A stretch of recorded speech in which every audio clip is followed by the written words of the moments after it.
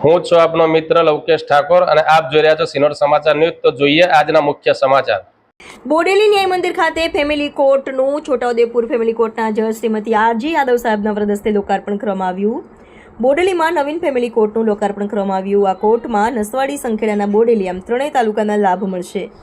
Matrimonial કેસો હવે Bodeli family કોર્ટમાં ચાલશે, જે કોર્ટનું ઉદ્ઘાટન મહેરબાન છોટાઉદેપુર ફેમિલી કોર્ટના જજ શ્રીમતી આરજી યાદવ સાહેબના વરદ હસ્તે કરવામાં આવ્યું। બોડેલી ન્યાય મંદિર ખાતે ફેમિલી કોર્ટનું લોકાર્પણ પ્રસંગે બોડેલી બાર એસોસિએશનના સભ્યો હાજર રહ્યા હતા। રિપોર્ટર વિરેન્દ્રસિંહ દેસાઈ, સિનોર સમાચાર ન્યૂઝ, બોડેલી।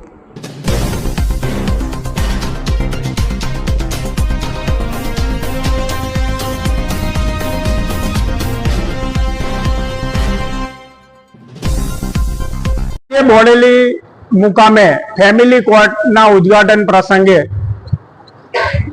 યુનિટ જજ શ્રી વીકે વ્યાસ સાહેબનું સતત માર્ગદર્શન, નામદાર ગુજરાત હાઈકોર્ટનું માર્ગદર્શન અને અમારા છોટાઉદેપુર ડિસ્ટ્રિક્ટ જજ શ્રી પરાસર સાહેબનું માર્ગદર્શન અને અમારા ચીફ જ્યુડિશિયલ મેજિસ્ટ્રેટ શ્રી ગાસુરા સાહેબ અને અમારા તમામ વકીલશ્રીઓ આજે ઉપસ્થિત રહી ફેમિલી કોર્ટ બોડેલી ખાતે નવીન કોર્ટનું ઉદ્ઘાટન કરવામાં આવ્યું। એની અંદર ખૂબ મોટી સંખ્યાની અંદર વકીલશ્રીઓ તથા અમારા સ્ટાફના મિત્રો હાજર રહ્યા અને ખાસ કરી બોડેલી, નસવાડી અને સંખેડા ને આ જોડતી ત્રણ કોર્ટો છે। આમાં સ્ત્રીઓને લગતા તમામ પ્રકારના જે કેસો છે એ હવે બોડેલી મુકામે અમારી જે પ્રિન્સિપલ ફેમિલી કોર્ટ છે એ કોર્ટમાં ચાલશે અને આમાં સવિશેષ કે જે નામદાર ગુજરાત હાઈકોર્ટની પરિભાષા છે કે સસ્તો અને સરળ ન્યાય એને સિદ્ધ કરતું આજે આ ફેમિલી કોર્ટ છેલ્લા ઘણા સમયથી અમારી માંગણી હતી કે અમારા જિલ્લાની અંદર ફેમિલી કોર્ટ આપવી જોઈએ, જેથી કરી આ તબક્કે અમે નામદાર ગુજરાત હાઈકોર્ટનો આભાર માનીએ છીએ, અમારા જસ્ટિસ